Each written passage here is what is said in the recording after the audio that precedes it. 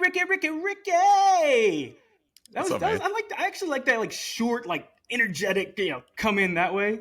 Yeah. I mean, I was thinking like, man, I don't want to give away anything else that I might do later on. I'll do that for Got right to keep now. a couple surprises in the bag. Right. Like for good Yeah. day. Like today, I'm like super amped because like yesterday was so good. I don't even know if you can really hear it in my voice yet because I still talk super fast. But my braces are gone. I got them off yesterday. Oh, yeah. Congratulations, I don't have bud. braces anymore. I sound like a high schooler now instead of a middle schooler. Yeah. Yeah, but I Yeah. I still mean, talk fast though. you're like 4 years away from college. You're gonna really start to come into your own. This is a coming of age moment for you, dude. I'm Yeah. really happy for you. Yeah. I'm gonna get some whiskers in. I might start shaving Yeah, soon. right. And if you don't shave, it'll come in fuller. Let it just grow in, you know? Okay. Sounds good. Maybe my mom and dad will let me get some contacts. Fingers crossed, man. Fingers Stop crossed. wearing glasses. Cool, dude. I got to tell you, like yesterday was like seriously one of the best days ever. One, got braces off. Two, DJ Chark finally reposted.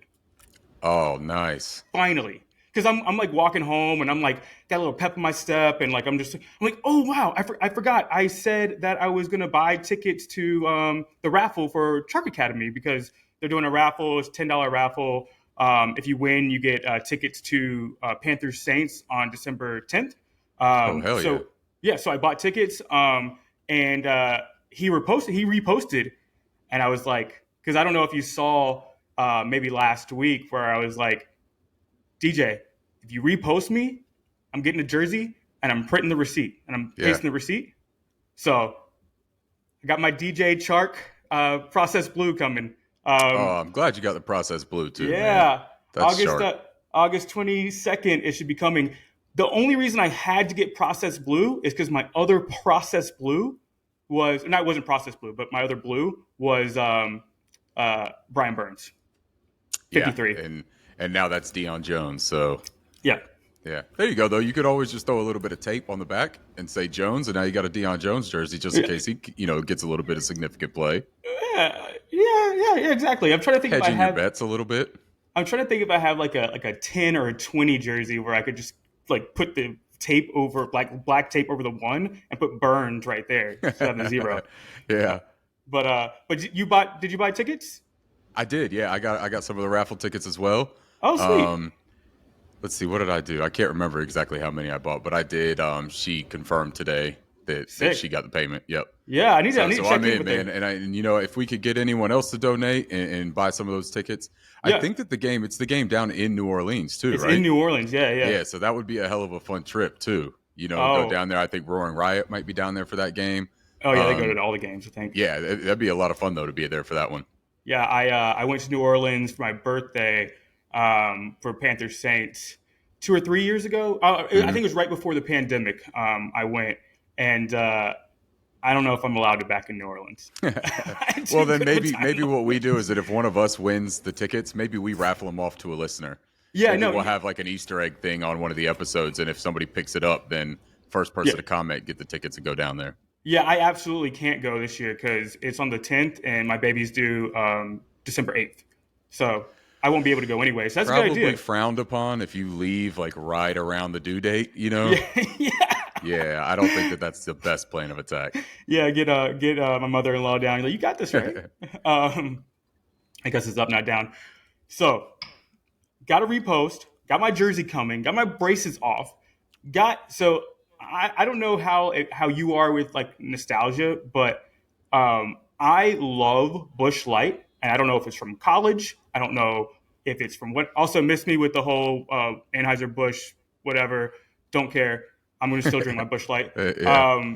But I love Busch Light, but they never have it in New York. I can't find it anywhere, which is kind of odd because I see Natural Light, Milwaukee's Best. Like I see like all like the stuff you would find at College Town, Keystone.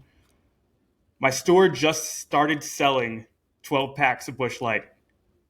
Man, and I was have had a major week. This isn't a week. This is a day. This is all in the same day. Feels like a week. You got a week's worth of good stuff in one day. And then to wrap it all all up because I do another pod called Fanatics, which Hmm. you've been always like a crossover that we did. Yeah. And I'm doing a 32-day countdown with all 32 teams. So Nice. I do my own like power. I've already done my whole wins loss record for Hmm. everybody. But I do like a power ranking countdown kind of thing. And yesterday I got to talk about how bad the Saints are. I know So you've been waiting to do that too. so I actually didn't have this planned, and this is just like a little teaser because I'm not going to get into the entire reason that the Saints are bad, but they're bad. But but it's really funny. So I was going down like last year's schedule, and the first 8 games, the Saints allow 26 points, 20 points, 22 points, 28 points, 32 points, 30 points, and 42 points. So nobody under 20. And so game 8, they shut a team out. Guess what team they shut out? Atlanta? Derek Carr's Oh, the Raiders. Raiders. They saw this dude Now he's a savior in down person, how bad Yeah. this guy is. They saw him in person. All these other quarterbacks, freaking Baker Mayfield scored 22 against him. there. Like, Kyler put up 42. Kirk Cousins put up 28. Like, Marcus Mariota put up 26. And Derek Carr, they saw in person that with Devonta Adams and with Josh Jacobs, Darren Waller was still playing in that point. Renfro was on the field, put up 0 points, and they're like, "Yeah, Yikes. that's going to be our savior. This guy's going to be our savior." Well, I mean that's reason for optimism for Panthers fans at least, right? I don't care about. I am not worried about the Saints this year at all. They are not on my. I think we do exactly what we did last year, and we sweep them. And I think they're really, really bad. But just being, I think it was going to be my longest one because I think it's around 30 minutes, which most of them are like 15 to 20. It's because you have so much venom for them. Oh man! Yeah. So I wanted to make sure that I was like coming with data and not just being like a homer or like a Saints hater or like anything like that. They're pretty bad. And I actually just watched on The Herd. Jason McIntyre was talking about how good they are again, and Colin Cowherd was like, "Yeah, I'm starting to come around on the Saints. Coming around on what? Jimmy Graham signing is making you come around?" Hey, look, if J Mac is saying that he supports it, then that's even more reason to go against that. I mean, just me personally. Sorry. Oh J man, Mac is like the real life version of that Dov Kleinman idiot on Twitter. Yeah. Like he's a talking head. There's no substance behind it. man. But oh god, yesterday was such a good day, and I'm still riding that high. Yeah, what are you going to do now though? Because every single day going forward is just going to be gray. Yeah, Like yeah. this was your colorful day, man. Life is just going to be bland until you have that baby. You're going Yeah. to have to really find some filler here until I December, know. man. It was also awful because I actually had a lot of energy yesterday because on Tuesday I was like fighting off something really, really like a bug, and I felt like kind of like crappy. But I think since my body was working so hard to fight that bug off, Wednesday I slept like all day long. Like Yeah. literally didn't wake up or get out of bed until like 8 p.m. It's like that sickness hibernation for 24 hours. Yeah. Yeah. But then after when I got up, I was just fully energized because I had so much. I just slept for so long. So not only did all this happen, but I was so pumped up on everything else. Oh man! But Big day. But enough about me. Keep always talking about me. I like myself, I guess, a lot. How are you doing, man? Oh man, I'm good. Doing a Since fan we fest. Yeah. Since we last talked, we had Fan Fest on Wednesday night. That was awesome. Yeah. I mean, they put on a great show, man. Like practice was cool. I've been to training camp, so like I knew what to expect with practice. But it was really well run. They had some Panthers legends in there doing interviews. At the end of it, they had a really cool light show and fireworks show with a bunch of music. They gave out bracelets at each seat that lit up and like changed patterns and lights like according to the songs and the laser show and all that. I took my kid, man, he's 5. It was his first time to Bank of America Stadium, and he absolutely lost his shit. We went with my sister and my mom, so he got to go with his aunt and his Mimi.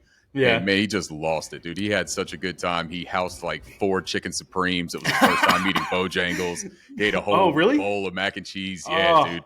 He lived it up. Ate a box of Skittles. Kid was up until 11:30 and then crashed. You talk about being tired for a full day, man. He was just Oh fucking man. beat. Oh But it man. was great, man. Fun time. I had an article for Cat Crave come out that morning, so I got to do a little bit of conversating on Twitter with, takes on what we were talking about. It was a couple of players that I think absolutely have to make the roster. Guys that probably could even been on the cut line a little bit previous, in conversations. You talk about Marquand McCall, Raheem Blackshear, and Keith Taylor Jr., the three guys that I touched on. So if you haven't read that article, go to Cat Crave, check it out. It's a good one. It's the players that I do feel strongly about having an impact on this 2023 season. Nice, yeah. So yeah, man, everything is good with me. I've been busy, not sick, not getting braces off, but not having as great of a run as you apparently. Oh man. Oh. Yeah. But you're totally right. I guess I got to make this high last as long as possible. Yeah, man, ride it's that great. pink cloud. Yeah, we're going into the weekend though. And it's like, who knows? My buddy's birthday is tomorrow, so we're gonna go to Chinatown and hang out for that. We got a Harry Potter Yankee game happening on Sunday if we decide to do that. Hopefully we get a pod in there somewhere, which I definitely love. And then I'm continuing to record this stuff 32 in 32, which is a lot of fun because as much as I love talking Panthers, I kind of want to talk about other teams too. And I like talking what I really, really like talking about. Like I talked about the Houston Texans last night. Like I like kind of these teams that nobody's really talking about because that's another team that so a big reason why I hate the Saints this year is because they already had a terrible run defense, not terrible, but like middle of the pack, and they gut it for Derek Carr. Like they lose Davenport, Ennis, Shai Tuttle, and like not only do they lose them, but they lose them against division rivals, right? You never want to do. So Pro Football Focus has them as like the 29th worst defensive line, which hashtag ain't good. And then they had to play Tennessee the first game of the season. So their terrible rushing defense got to go against. They tend to run the ball often. Yeah. They got a guy. I think he's going to have a big year. He's named Derrick Henry. Yeah.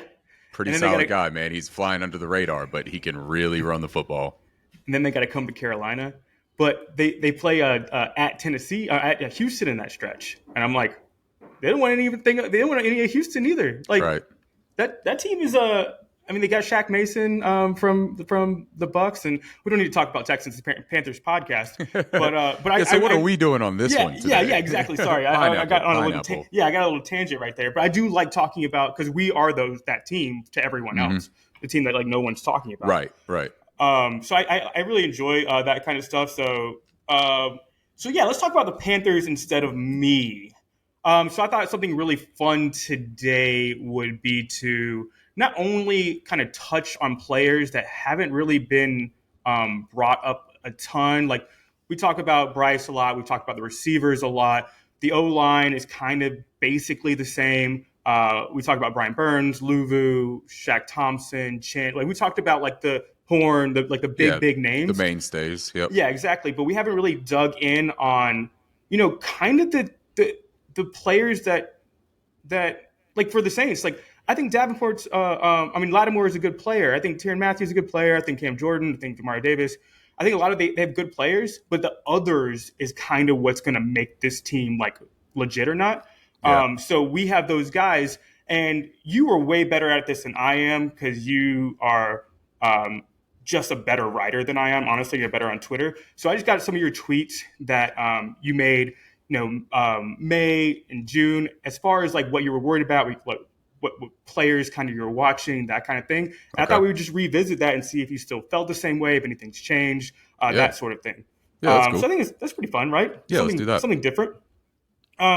So a lot of these are replies because somebody will say something and you replied to it.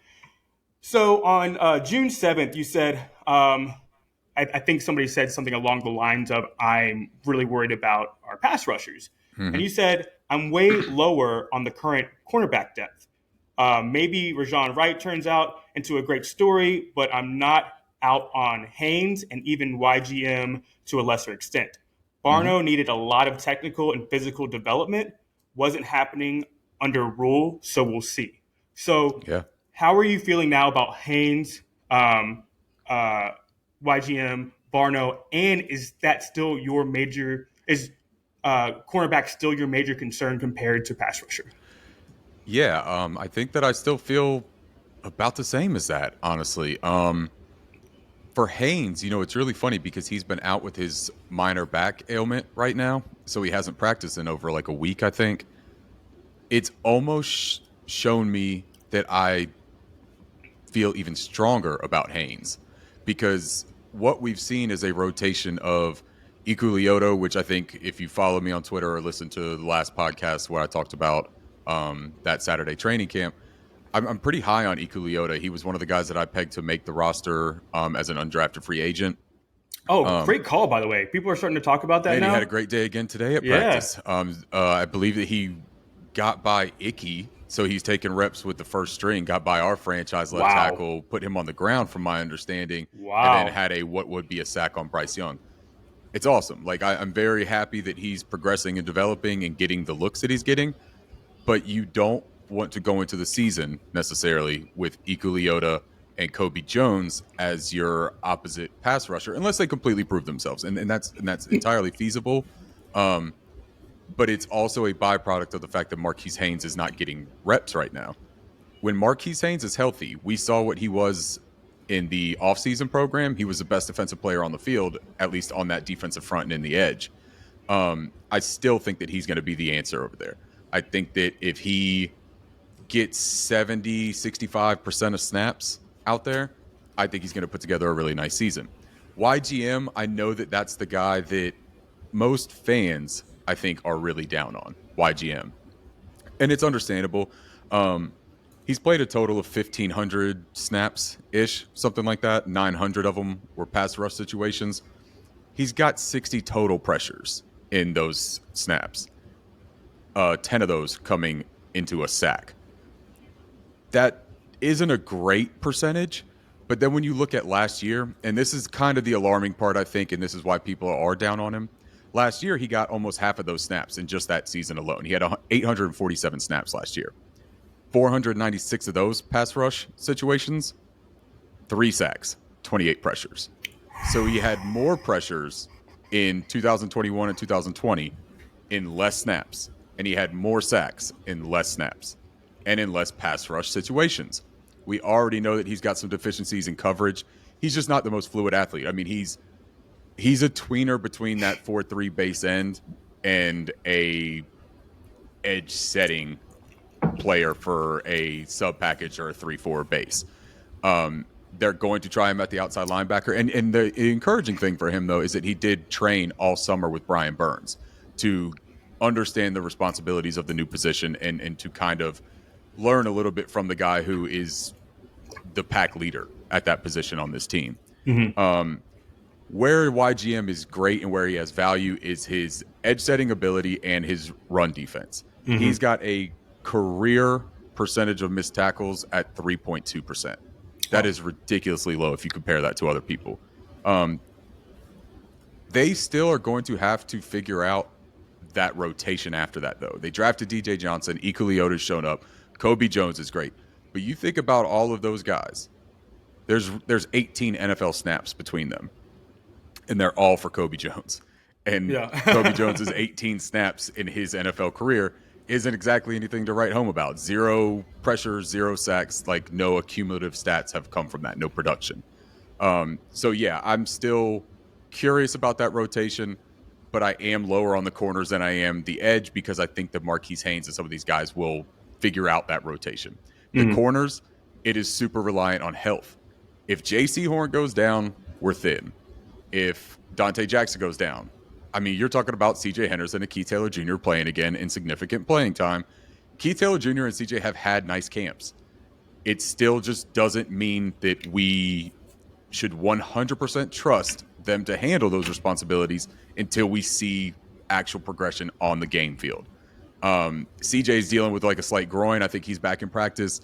He looked like he might have been somewhat limited when I was out there on Wednesday night. But from all accounts that I saw today, he was dressed in pads and participating fully. Yeah. So that's good news. I don't expect Rajon Wright to make the 53-man roster. Mm-hmm. I wanted him to. I think that he's got nice size and physical attributes. He's had a really tough time staying with receivers and not getting tricked. And that's just not what you want there. Stanley Thomas Oliver is a better situation for us. He's a guy who's played in the NFL. He's still got the same physical capabilities, as a boundary type prototype. So yeah, I still think that I'm a little bit more concerned about that corner depth. Okay. You think we carry 6 outside linebackers?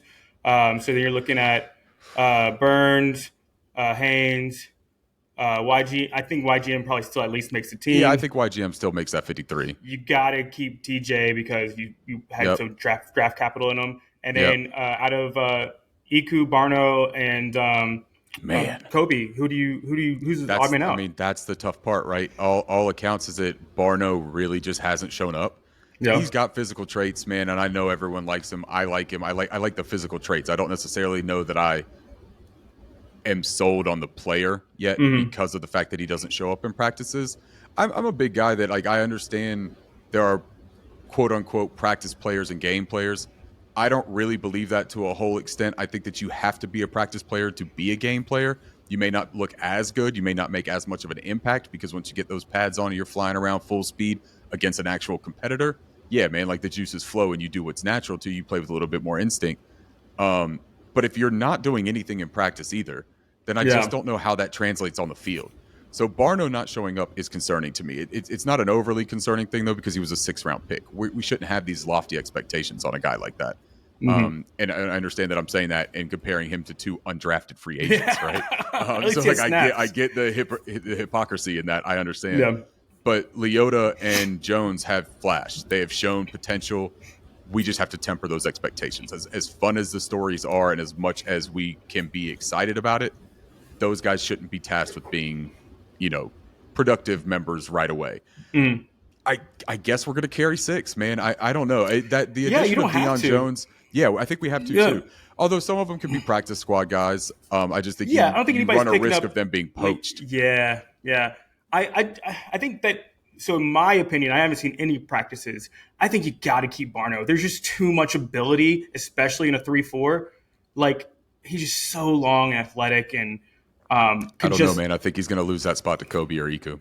Yeah, I mean, from what you're saying, yes, but man, it's just so hard to let somebody with that athleticism go, especially in a 3-4 when you need somebody that's like more versatile. But what is he going to do? But how does he handle setting the edge?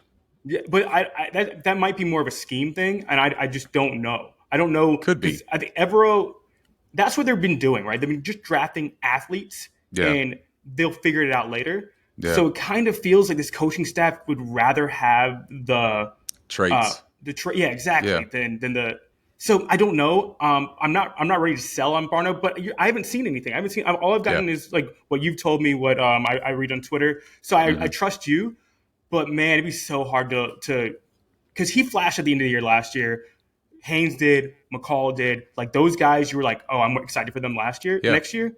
So, I don't know. The difference there, though, and the reason for concern with Barno as opposed to those other two have shown that they took that step in the offseason. They took that momentum from the end of last year, and they progressed. They developed. They turned into somebody that you're excited about. Yep. It's almost been the opposite for Barno. There's been such little – impact and such little impression made that it's kind of like, well, look, was it just a drop of water in a hot oil last year at the end of the year and it fizzled for a little bit, but like that was it and then it died?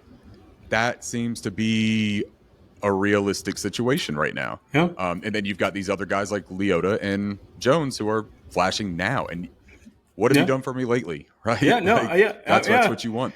And both of them also, we talk about traits, man. Leota's got physical traits too, man. This dude is a legit ball player. Played at Auburn. I mean, he's an SEC type talent. He transferred from Kansas State. He's got plenty of talent. He just had injuries last year, and it hurt his draft stock. But if he's healthy and he can get honed in with Evero and this defensive staff, yeah, man, sign me up on Leota. Yeah, great, man. I'm all like, I love DJ Chark. Yeah, but man, if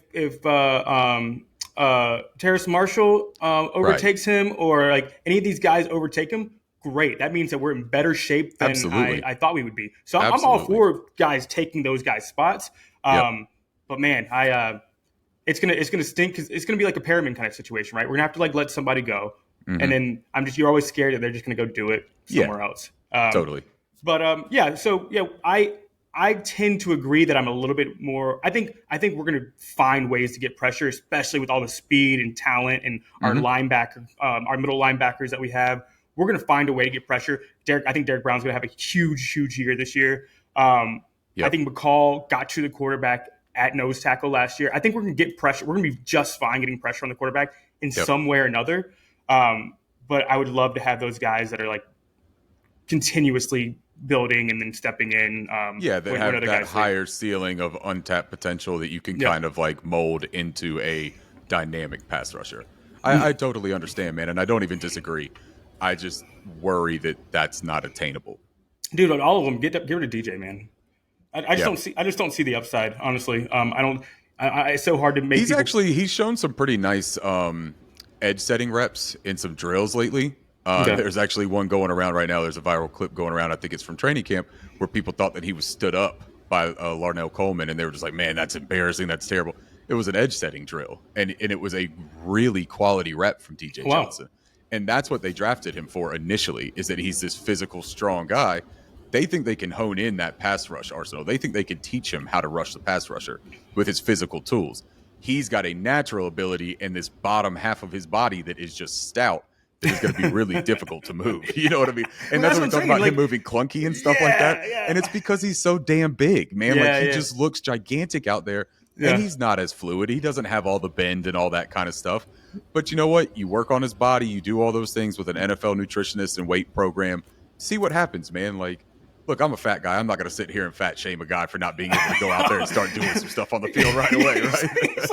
It's like the Olympics meme where he's like eating like a pizza. He's like, Yeah. I could do that or whatever. Yeah, totally. Exactly. Like, you're not going to sit there and watch Michael Phelps swim 18 miles and be like, God, he got second? What a bum. You know, like, no, But we these are do all that. It's so incredible good. world-class athletes, man. So, like, please take every single thing that my dumbass says with a huge grain of salt, you know? We do. All right. Let's move on because we still got some more to talk about. But it's so funny that we do that. That's what we do. Yeah, that's it. This is what we do for no money.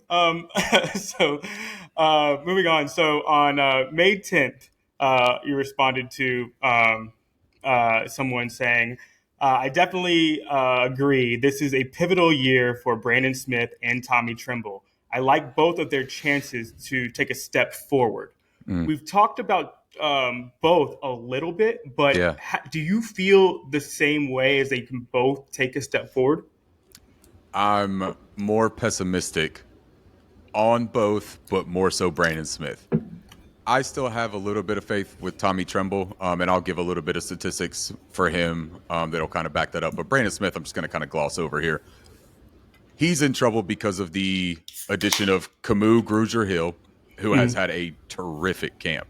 And now the addition of Deion Jones. I don't know what Deion Jones was brought here to do. I honestly don't. I don't even have like an inclination on that. I don't think that he's looked at as the starting inside linebacker next to Shaq so that we can free up Frankie to play the edge. That's not a natural fit, I don't think, for Frankie either. I think that you are actually losing Frankie's versatility by putting him out there. And I know that might sound counterintuitive, but I think that him staying inside, he is a great coverage linebacker. And when he got most of his sacks and pressure production, it came from stunt blitzes. It came from the inside. It came from misdirection. It came from disguised looks. I still think that that's it. Like, you need to give him his free range to make instinctual plays. That's his calling card. Yeah. Brandon Smith, man, I don't know. He's got physical tools, but nothing is coming together. He's had a couple of plays in camp. I think that he had a forced fumble. He's had a couple tackles. He actually had one or two that I saw at Fan Fest and was pretty happy with. But that competition that he now has, part of why I was excited about him and optimistic about him is because I didn't think that there was a strong depth competition there at that position. Camus has shown that he is way ahead of Brandon Smith. Deion Jones, strictly from an experience and knowledge standpoint, is going to be more beneficial to that linebacker's room right now. Brandon could carve out a special teams role. Right. Yeah. I don't know that that's enough to save his roster spot, though. Right. Yeah. So now it may be though, because you're looking at who? Free agent Bumper Pool. You know, How many middle linebackers are we carrying? I would say 4. man, Mike K said that we were carrying like 5 or 6 when he did his 53-man roster projection. Really? Yeah, he had Brandon Smith staying on. Why would you do that? Why would you need 5? Not sure. Two starters and 2 backups. But that was also before the addition of Deion Jones. But that's what I'm saying. What I'm saying. I would. My biggest thing is when people talk. Listen, we already knew about Camus, and we still signed a middle linebacker. Right. What does that mean? That means more. That's a more damning thing for Brandon Smith than it is anybody else on that roster. When people talk, listen. I think exactly what you said. Like, they didn't see it on the team; they had to get it. Right. And you want to, for either one of them, because if one of those guys go down, if Luvu or Shaq, go down, you want to have that third guy with experience. Yeah. One, and then and Camus is kind of like that Frankie role. Like, you want to be able to like use him other ways, and you want to have that like someone to be taking over the middle when Luvu goes and rushes the same side as Brian Burns. Those actions that Evero wants to. You want people that can cover. That understand what's going on with the quarterback seeing all that good stuff. Yeah, so you just need someone to stay disciplined and to anchor the other side. You don't need everybody firing at full cylinders all the time and attacking. You need somebody who's also going to understand and call out coverages and do all that. And that is where Camus shines. He's a great coverage backer. He's slightly undersized, so you're not going to look at him to sit there and fill up those middle gaps and to muddy the line or anything like that. But he's got a nice skill set, man, and it makes life problematic for Brandon Smith. Yeah, getting that out of the way. Let's look at Tommy Tremble. We're like staying on things I so way too long. Over Mostly on my fault. And we sat here and spent 10 minutes talking about why he's not going to make the roster. Sorry, guys, I'm just so amped up, man. All this good stuff happening. For real. He got his braces off, man. It's just a really big day, okay? He looked good, though, right? So Tommy Tremble, they looked sharp, man. Really straight. Thanks. Tommy Tremble is a guy that – so there's people that think that he's supposed to be a pass-catching tight end, and there's people that think that he's strictly a blocking tight end. We also have this idea that Ian Thomas is strictly a blocking tight end and cannot catch the ball. So here is the interesting part, and here's where Frank Reich uses his tight ends the way that he does and why I think that all 3 of our tight ends are going to make this roster. You have to stay very multiple in Frank Reich and Thomas Brown's offense. You cannot tip your hat to what you are going to be calling out of the same structures. There's going to be a lot of motion so that you'll come out in that same structure and then run a bunch of motion to kind of change looks. You may end up back in that original formation. It's just to kind of get a read on those opposing defenses. We're going to run 12 personnel very often. We're going to want to run the football, so 12 personnel is great. That's 2 tight ends on the field, 1 back. He's even going to run some 13 personnel where all 3 of them are out on the field. For his career, Tommy Tremble has 63 targets, 39 receptions, 4 touchdowns. 3 of those touchdowns came last year. He has 4 drops in his career for a 9.3% drop rate. For Ian Thomas, he has 12 drops in his career on 160 targets for 111 receptions for a 9.8% drop rate. So for everyone that says that Ian Thomas has these bricks for hands, but Tommy Tremble is so much better at catching balls out of the tight end slot or even out of the H-back alignment because we saw him do that too. Yeah. Yeah. And they've got they've got a similar skill set when it comes to catching the ball. Mm-hmm. So you say, well, Ian Thomas has the big advantage on blocking, right? PFF, which I'm not saying that they're the end-all be-all, but they are a good metric. I know, man. I always have to preface this shit with PFF because I'm just not a huge fan. I do it because I want to keep it consistent. Because it's a metric that you can go against across the board for everybody. Everybody knows PFF. So using PFF's grades, in 22, Tommy Tremble's pass block grade was 81, which is really good for a tight end. That's a really, really solid really number. Good. And that's important to keep him on the field for pass plays where you don't have him run a route. So again, we talk about staying multiple. If you see a guy out there like Tommy Tremble and you're expecting a pass play, but you instead keep an extra man in for blocking, and he's an efficient pass blocker, lovely. That is terrific. Ian Thomas, on the other hand, as a pass blocker in 22 is 66.6, which is still a solid grade for a tight end. Now, you would say, well, yeah, but Ian's great at the run blocking. His 22 grade run blocking was a 46. Wow. Tommy Tremble's in 22 was a 56.3. So is enough there to say that if Ian Thomas has value because of his blocking proclivity, right, then so does Tommy Tremble. You look at the third player in that group, it's Hayden Hurst, and that's the obvious one, right? Hayden Hurst is a pass-catching, really nice route-running tight end with sure hands. You want to talk about a drop percentage? Hayden Hurst's career drop rate is 2.7. Yeah. That Tell is me about it. wild. Yeah, Tell me you about did a it. deep dive, right? No, I was going to. I just mentioned Okay. it a couple of times. I did it on a fantasy show. 2.7 drop yeah. rate is the definition of security blanket, and that's on a ton of targets and receptions. That's 241 targets, 177 receptions, 14 touchdowns. I mean, this is our pass catcher, right? Yep. But the other thing about him, Eric Ebron. he's not terrible blocking. As a run blocker, he's 57.7. Pretty good. Now, as a pass blocker, little less so. 31 was his grade last year. And his career grades are pretty in line with those two. They're not like a huge variation. If he's on the field, he ain't pass blocking. That's right. He's not pass blocking. Yeah. But you need another tight end that can be out there that possibly could stay in line as a pass blocker or could go out. That's the whole multiple aspect of it. Yep. So I think that all three of them are still going to make this team. And I still think that there is reason that Tommy Tremble should be looked at as the 2 tight end because of his versatility and because of the fact that he can go back into the backfield and play out of that H-back alignment. You know what I mean? He even lined up outside sometimes last year. Yep. There's just, and you talk about the motion that we want to run. He was in motion a lot. He did a couple jet sweeps. He's a dynamic player that I think that we're going to figure out how to scheme him the football. Ian Thomas, I still just think, man, he's really good at blocking for who he is, and I just don't think you get rid of him. And they're throwing him the ball in camp. Dude, he's not bad, man. There's so many people that ridicule this guy. Yeah. He's a but he is fine who tight he end. is. He is who he is. He's what's the guy from Green Bay that just got signed to I think the Bears picked him up. Martellus Bennett. No. The guy that crap, who was it? I'm pretty sure Martellus Bennett just signed today, didn't he? Maybe, but it's another guy who's like the 39, 40-year-old tight end, the huge guy that just it doesn't matter. This is something that you asked me one of these other podcasts, and I was like, what the hell are you talking about? I know. I think you're making somebody up. No. He's the oldest tight end in the league right now, and he just signed for his 20th season or something. I'll look it up. I don't want to do it right now because we're already behind probably. Yeah. But yeah, he's like Manhurts. He's like Mo Alley Cox even. Like he is who he is kind of thing.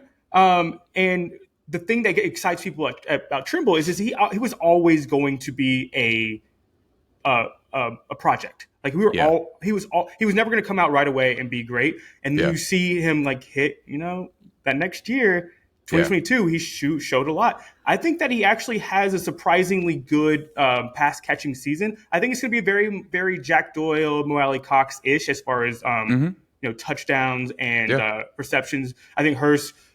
I mean, what do you think? Hurst has 50-ish receptions, 60 receptions, maybe. And then Trimble has 40-ish. Trimble maybe I don't have even more think touchdowns. It'll have 40. I think Trimble may end up with 30 to 35 range, maybe. Yeah, it depends how game script goes. It depends on all this stuff, and it's going to get me into. And in Tommy Tremble's defense too, though, man, he's working hard. I saw today after camp, Mike K brought up the fact that there was a drop or two from Chuba and Tommy at Fan Fest, and he said that they were both on the jugs machine for 30 minutes after practice today. So it's not for a lack of effort, and as long as you've got a guy who is working on himself and trying really hard to improve out there and showing coaches he has ability, they're going to keep giving guys like that opportunities. You know what I mean? Enthusiasm, Right. Let's keep moving because my fault today. I'm just so excited. I'm so pumped up. Yep. Let's move on to a tweet you had June 8th. Shy might have a hard time making the final roster, but that's more testament to the overall group upgrade than fault to him. Specifically, just not sure I see them carrying that many wide receivers, and he's likely to be that odd man out. Do you still? Now, when did I say that? What was the date on that? June 8th. Man, I'm so smart. I'm such an incredibly smart person. I say that because I feel almost exactly the same. Yeah. Shy has shown about what you would expect him to show in camp. He's made a couple of nice plays. He's rotating in and out with return teams on kick return and punt return. He's competing, though, with Damiere Byrd and Raheem Blackshear there. When we let go of Marquez Stevenson from injury, that kind of opened up a possibility for Shy, because I think that Stevenson probably had the inside track, at least on the punt return job. But for Shy, man, he's going to run into an issue here. You are going to keep Thielen. You're going to keep Chark. You're going to keep TMJ. You're going to keep Mingo. That's 4 right there. You are going to keep Laviska Shenault. That's 5. I don't think you carry any more than maybe 6 receivers on the 53 active man roster. That 6th receiver is going to have some return duties. Yeah. I think that from a historical statistical standpoint, Damiere Byrd would have that inside track. Yeah. I think that Raheem Blackshear is our kick return guy.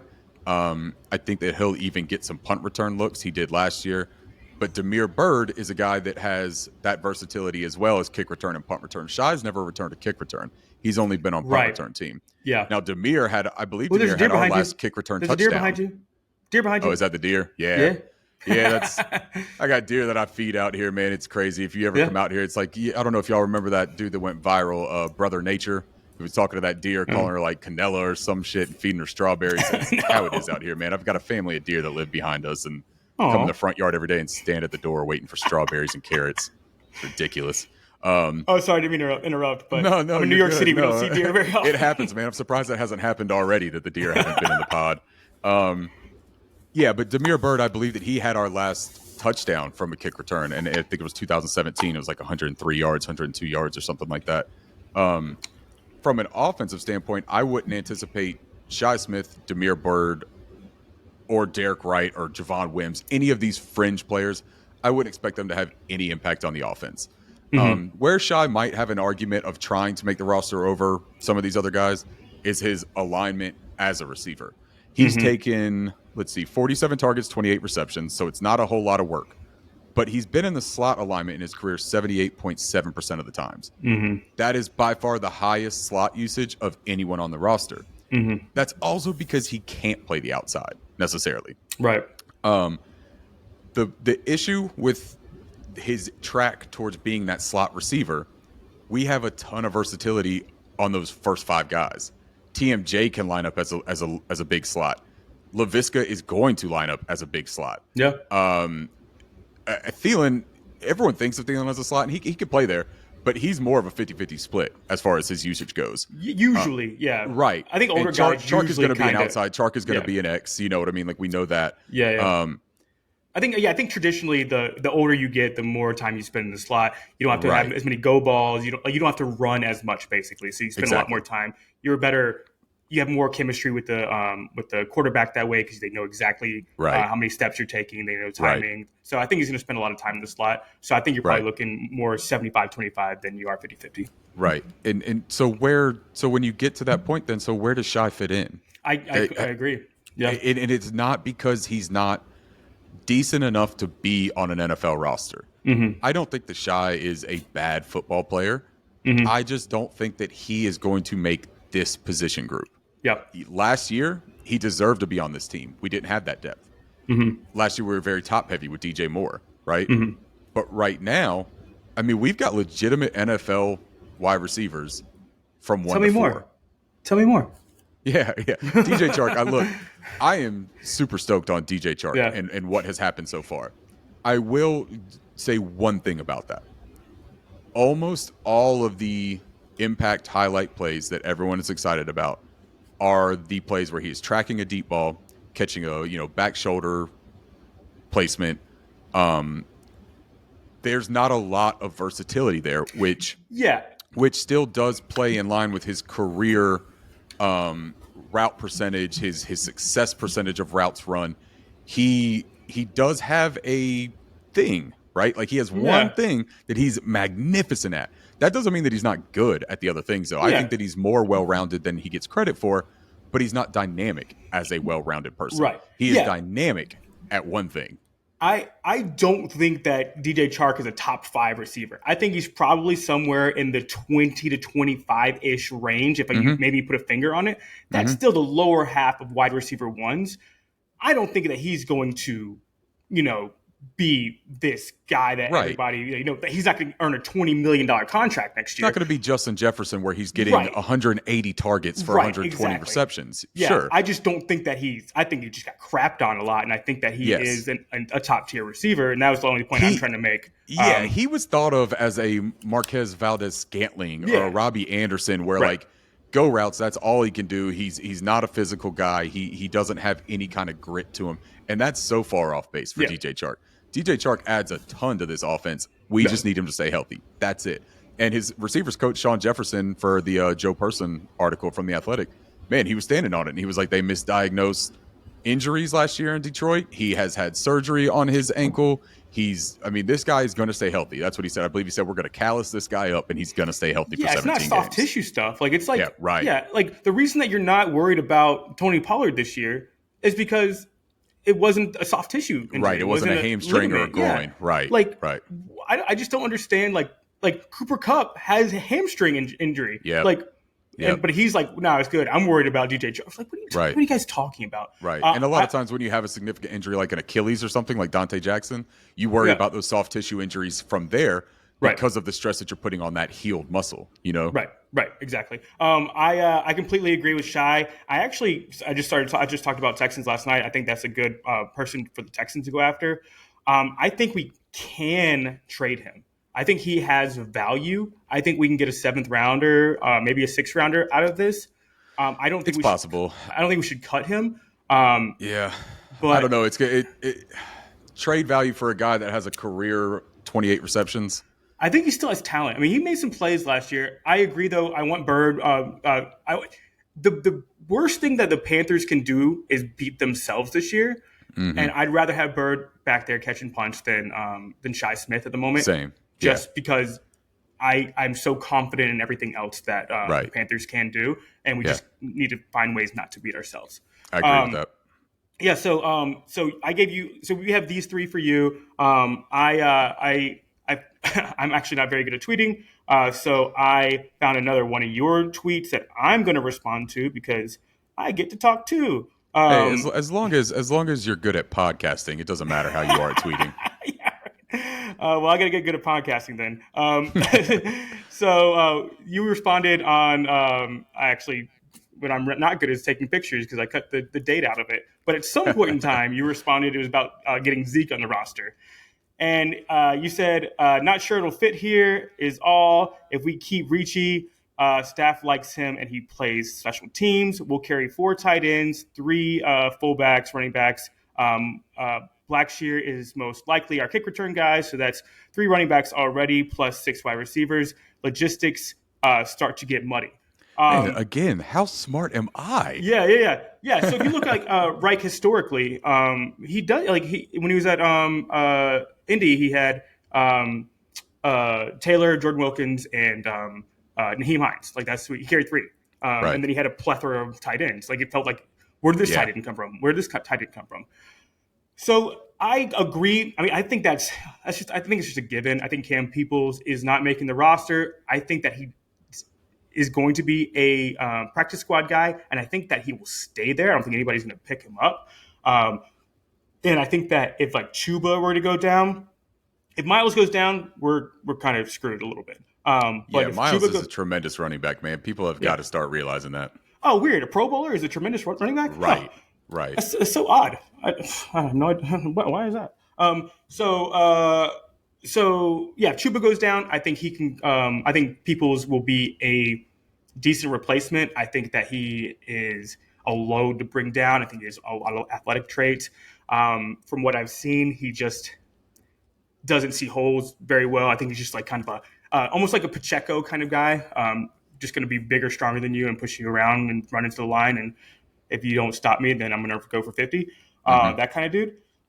So I think that that's just it. I mean, I don't think we're not signing another running back. I think Ricci's making the team because of his versatility. Yeah. And I think because we have Chenault, who can line up in the backfield. And Blackshear is the thing here too, though, man. I think that he is a dude. I think that this staff likes him. Talk about Naeem Hines and his value to the Colts. Yeah. You could see Raheem Blackshear get a very similar usage as Naeem Hines. Yep.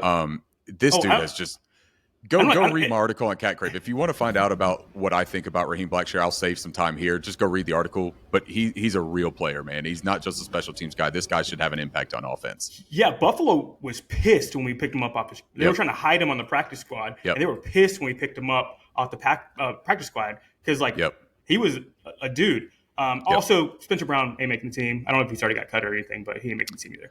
No, he's still on the roster right now on camp, but I don't think he'll make the 53. So he actually might be over Peoples. I don't know, but I like Peoples better. I think there's more upside. So listen to Nyheim Hines. Last year, 2021, because that's Reich's last full year, he missed some time, but he had 40 receptions, 586 total yards. 2020, he had 63 receptions, 862 total yards.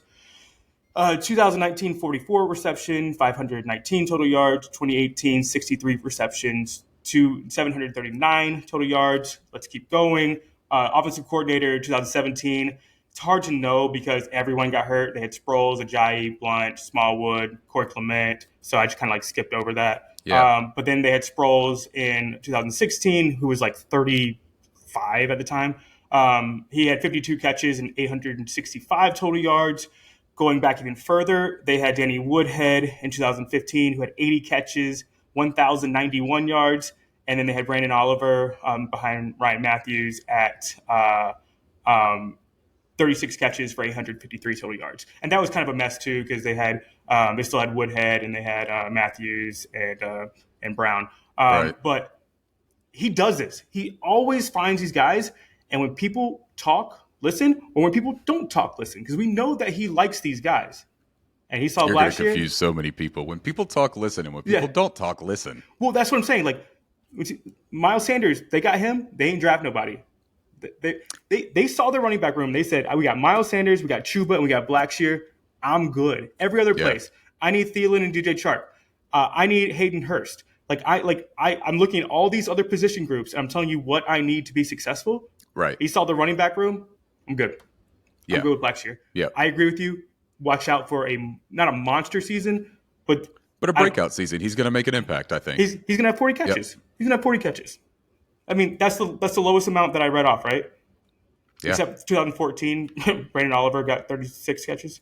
Yeah. So he's going to have 40 catches, which, if you're playing fantasy, just draft him last. Just draft him last. Yeah, absolutely. And God forbid somebody goes down and he starts getting, 50% of the touches as well, and he's not just a change of pace specialty back. Yeah. He scores some touchdowns. He's got some moves, man. He's got great footwork. Just read Markle. They had him in the red zone last year. He scored touchdowns in the red zone. Because I remember I was pissed because I had Donta Foreman. And I was like, what is Blackshear doing in there? It's it's on the 5-yard line. Mm-hmm. And he ran it in with Blackshear. I was like, it's his brain and his feet work together, man. So when one of those holes opens up, he goes. And that's what you need down in the red zone. It's not always about being the biggest. I mean, Boston Scott was the red zone guy for the Eagles, and he's a tiny little fella. Yeah, exactly.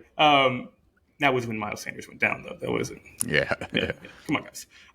So then that touches so Blackshear, we're in agreement on. I think everyone's in agreement on. I think he's going to have a huge role to play on this team. The only thing that I think might hold him back is Laviska. I think they're both going to. They might play at the same time out of the backfield.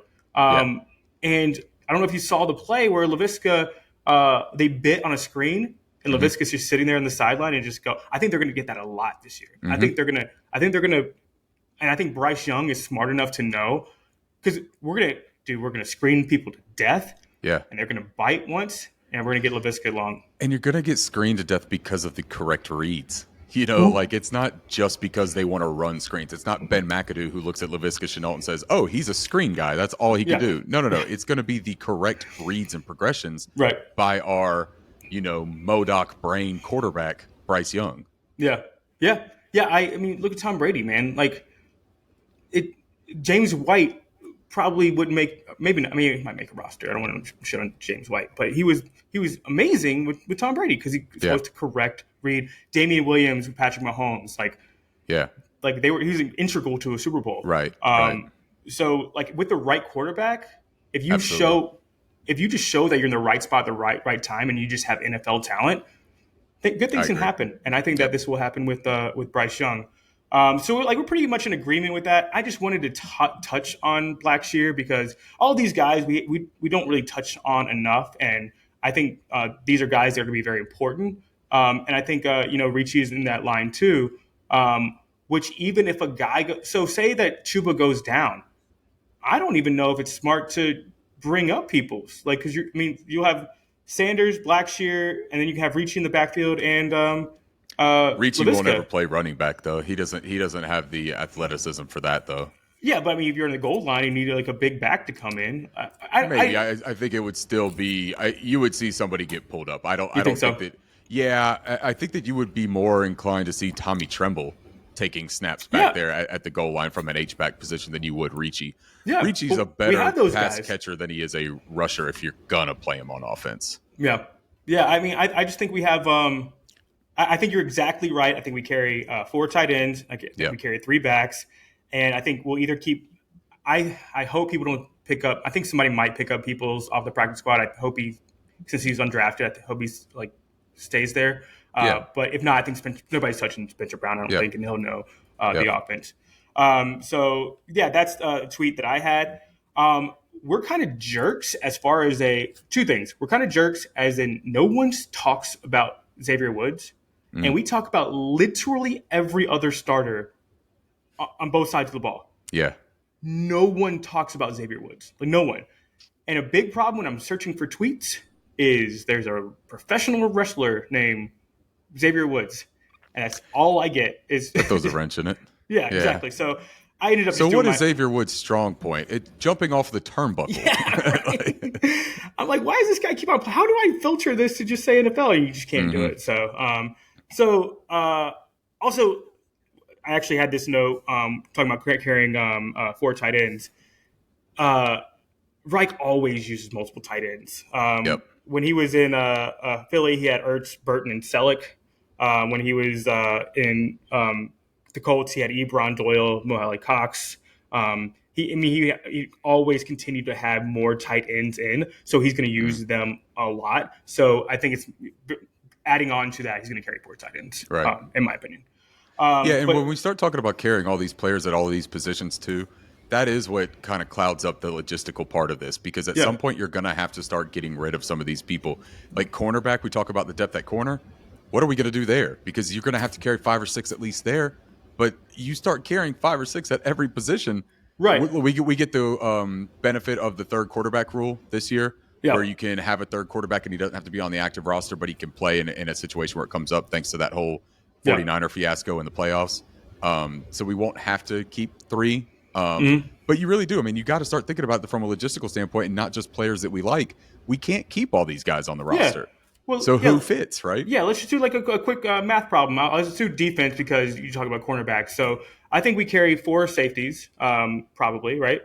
We'll keep Chin as a safety, or maybe only 3. No, it'll be at least 4 because you're going to keep Sam Franklin. He's your special team standout. Yeah, so you're going to have Xavier Woods. Oh, you're going to probably keep 5 because you're going to have Xavier Woods, Von Bell, Jeremy Chin, Sam Franklin, Jamie Robinson. Let's see. Well, let's just use Robinson. Let me just keep 4, and I'll put Robinson on the side real fast, right? Okay. So then you have your corners. You have Horn. You have Dante Jackson, Taylor, CJ. Yep. CJ, Thomas Oliver, and who am I missing? We'll keep 6 corners, right? Or maybe only keep 5. 5 corners? That would be 5 right there. But then the other one that you would look at, you could look at like a Milton. Yeah, let's just put we got 5. So we're at 9 right now. So we'll put Milton on the side. So we're at 9. And then we go to outside linebackers. We already talked about we're keeping 6. So we already talked about the 6. We don't need to do that again. So it's 15. Middle linebackers, we have 4. In my opinion, you said 5, 6, but I'm going to say my 4. That's 19. Yeah, no, I think 4. 5 or 6, I think, was what Mike K said in his 53 projection. Okay, so if you're taking – so we have 53, and we're taking out long snapper, kicker, and punter. Right. So that's 50, right? Right. So then we're at 19 right there, and then we're keeping on the line, we're keeping Shai Tuttle, Derek Brown, Marquand. Mark Williams. McCall, and Deshaun Williams. That's 4. So that's at 23. And then you're looking at Robinson, Milton. So we have 23. Anderson. So you like those are the guys on the cusp, I think, and that's when you have to kind of decide. So I think that maybe we have more offensive players. I doubt it, but so if you go quarter, your 8 offensive linemen. So we'll have our starting 5, and we'll have Cade Mays, Zavala, and Irving. It's 8. Plus our 14 will be our 6 receivers, plus our 3 backs, plus our 4 tight ends, plus Bryce. So that's 22. So we have plenty of room to add more players, I think. So I think our must-haves are at 45, and we get 5 extra guys. Yeah. I think it might be another offensive lineman. I think we probably carry 9 offensive Yeah, linemen. because you would take Jamie Robinson, you would throw him in there. You would probably take one of the Greg Mabin or Mark Milton or somebody like that. Sure. Colby, I can't remember his last name. Richardson pattern? Not Richardson. That's a Seahawks guy. But you would take at least one more corner on that for depth. Sure. You're probably going to have 6 receivers, right? So you're probably, or did we already count for we that? We already count 6 receivers, yeah. Okay. Yeah. So, I think at some point there is just going to be some of these players are going to have to be accounted for. And Yeah, and some of these are like mostly special team specific guys. So we get 5 people like for an extra corner, an extra safety, an extra offensive lineman, and then you play around with what your actual need is. I don't think that we're going out of line by saying 4 tight ends or whatever that is. Yeah, agreed. Going on to Xavier Woods. So I just do my own thing because we're kind of missing that Xavier Woods wasn't very good last year. I think a lot of the reason that we lose that Tampa game is because of him. I think he gambles a lot, which I think that adding Von Bell helps. Mm-hmm. Let me just give you his PFF grades because that's. Let me just give you his overall what he did last year. 66 tackles, which is 30th amongst safeties, 0 interceptions, and then 17 receptions allowed. So that was 64th receptions allowed. So that ain't good. Right. For someone we're just like penciling in as a starter. And that's something we might need to talk about. Is he going to be the starter? And so we'll look at his overall score for PFF is 63.5. Mm-hmm. So he didn't play well. He hasn't been able to catch – what do we have, 2 or 3 balls that hit him in the hands that he wasn't able to come down with? Yeah. In which you want your safety to be able to catch balls. Are we missing that Xavier Woods might not start or might get cut? So I think that some of those numbers have to have some context, and not that they're way off. You know what I mean? Because tackles is silly. Like throw tackles out. Sure, right. But it's also just when you think about. Okay, let me start from the beginning because I think that the addition of Von Bell is what is going to tie all this together. I agree. Evero is going to want to have nickel packages as the dominant defensive structure that we run out of, right?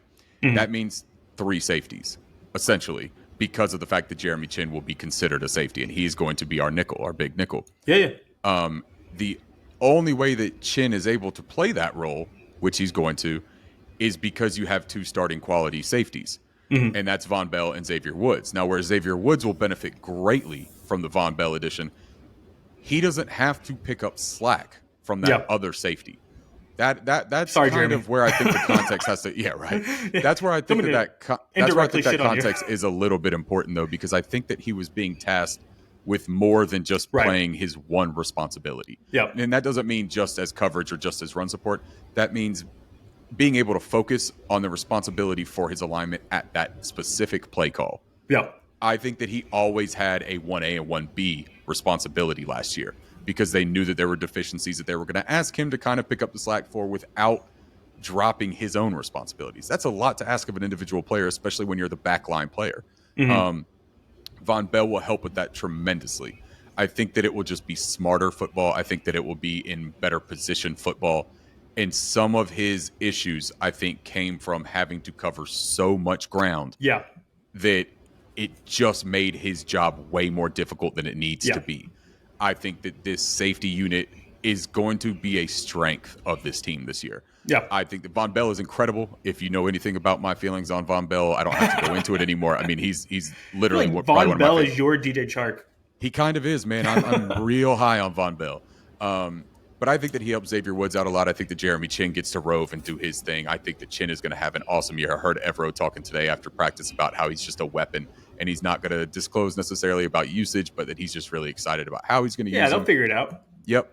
And then if our corners are healthy, and that's the other part too, is you're talking about he was playing that back line with second-string corners. You know what I mean? Like, Yeah. his supporting cast around him was just very different than what I think we initially thought it would be. And we were still running defense from Phil Snow, then Al Holcomb. Yeah. There's just some things that I think have to be contextualized. And then when we come into this year, if he starts to struggle, if we see visible struggles on film as opposed to just like stats and grades, then yes, I think that we have the depth with the Jamie Robinson and Von Bell and Jeremy Chin and Sam Franklin to an extent. I mean, even he looked a little bit like he progressed on the defensive side as opposed to just special teams. I think that you can say, hey, maybe they make a move in season and see what they have somewhere else. Maybe Jamie comes along a lot in practice. Yeah. It's nice to have that option because I don't think that was there last year. I think that Xavier Woods was asked to do everything last year as a safety. And that's what you just touched on is like super important because everybody wants us to spend this cap space that we have on whoever. If they like who they have, you can make all kinds of moves now, right? So you can bring a free agent in, you can trade and bring in a big contract that somebody's trying to offload. Right. Whatever you need to do, you can do it with that cap space that you built, and you can use it to front load someone like Burns' extension. So you don't have to take on that dead cap later on. It's about continuing to develop the players on your roster if you like them. Yeah. And why wouldn't anybody? So I was listening to the, sorry, I know we're over what our goal is, but I don't care. So I listened to the Charlotte Observer and Mike Kay wasn't on, but Mike Kay has sort of the same feelings. And crap, it's one of the guys that have been there forever. I wish Scott Fowler. Scott, yeah, I think it was Scott Fowler. Yeah, I think Langston Wirtz is the host, and then I think it was Scott Fowler was on this last recent one. Yeah, it was Scott Fowler, the one that came out yesterday, or like Processing Blue. Yeah. So he was talking about what we would think of the team, and he was like, I can see somewhere between 6 wins and 10 wins, and he's like, it's not the most untalented team, but it's not the most talented team I've seen. Yeah. And I was just talking about Bucky Brooks saying that we would win the NFC South, right? Yeah, He was giving his opinion on that. And he was like, he kind of like laughed it off, like, we'll see kind of thing. I just want him to tell me, I've been watching the Panthers my entire life. What team was more talented as an entire group than this team? Right. Is there offensive line depth? You've got the star pass rusher in Brian Burns. You've got great inside linebackers. You've got a really good safety now. You've got a premier corner. Then on offense, you've got Thielen and Chark. You've got Hurst. You've got Miles Sanders. And then if you've got this prodigy quarterback, you're right. From a complete roster standpoint, why are we sitting here, especially with local coverage and stuff, right? People that have been around all these other teams. Why are we trying to downplay this? Like, lean into it, man. We should feel really good about this. Yeah, like if you just want to go at just talent, right? So we have a 2-time Pro Bowler at Adam Thielen. You got a Pro Bowler at running back. You got a Pro Bowler at the other side of the receiver in DJ Chark. You have 2 second-round picks. You have first round. What did Icky go? 7th overall. 6. You have 6. You have first overall pick in Bryce Young. You go to the other side of the field. First rounder in Derek Brown. First rounder in Brian Burns. You got first rounder in Shaq Thompson. You got first rounder in JC Horn. Like, what are you talking about? This isn't the most talented roster that you've seen. I know we've had more talented players. Julius Pepper's amazing. Cam's amazing. Luke Keeley's amazing. We've had amazing, talented players. But I haven't seen you're talking about that Delholm roster was more talented than this one? Hell no. The 2015 roster as a whole more talented than this one? Hell no. So it's so wild to me that it gets laughed off as – yeah, it's not like the most talented roster I've seen, but it's not the least talented. We don't have the household brand names that everybody knows about, and that's also just a byproduct of us being a bad team the past few years. Yeah. We've drafted good players and have had coaches that couldn't do a damn thing with them. Yeah, we've got the talent now. Look, if we can't do anything with them again, maybe we're talking about having to overhaul a whole big portion of this roster. But I think that you're agreeing with me on this, and most like in the no fans that I've had conversations with agree on this. This talent is going to start to shine through with this coaching staff. Has to. Yeah. They ain't stupid. Evero Right. ain't stupid. Thomas Brown ain't Nope. stupid. They want to be coaches. They want to be head Yep. coaches. They ain't go look at the look. I did my 32 for 32 and 32. I touched on the Cardinals. Look who they got as their look at that assistant roster. coaches. Right. No, just their coaches. Because people ain't gonna go. And Brian Flores was like, I'm not taking this. I'm not taking this coaching job. I don't want this. I'll go to Minnesota. I saw what you guys did. What was done to me in Miami. I ain't touch. I saw what you guys did with Lovie Smith and Texas. I ain't doing that. Right. They're not stupid. They know this is a freaking talented roster, and it was like it's an opportunity. It boiled my blood a little bit to hear them say that this isn't a talented roster. Yeah, I won't dive into that whole podcast with Fowler. I respect the hell out of Scott Fowler. He's been around for a really long time, man. He's a staple in Charlotte. I liked everything else. Everything else he said except for that, and I was like, "What are you talking?" Yeah, I mean, I came up on Scott Fowler and Rick Bonnell stuff my entire life for the Observer, so I mean, nothing but respect for him. But on that last one, it seemed a little bit like feeding into a national narrative when local coverage has got to be a little bit more in tune, right? Yeah. Oh my God. Yeah. Sorry, that rant made us go way too long, but if anybody stayed and listened to it, thanks, guys. Appreciate you. But we'll go ahead. We'll end it right here. I think we got some good stuff in today. I'm glad we're talking about other guys that you know we don't always get to talk on, and this is the time I think we can do it. Yeah, it's nice to touch on the secondary players. That's good. Yeah, and then your article touches on these as well. So if you didn't get enough here, go and read the article. And next time we'll come back because we're leading into Jets. That's right. And I will be back in Spartanburg for the joint practices. Yeah. All right, cool, man. We'll probably get that out on Sunday, maybe, possibly, probably. Yeah. And then, so that's it. I don't want to keep on vamping. We'll see you next time. Keep pounding. Keep pounding.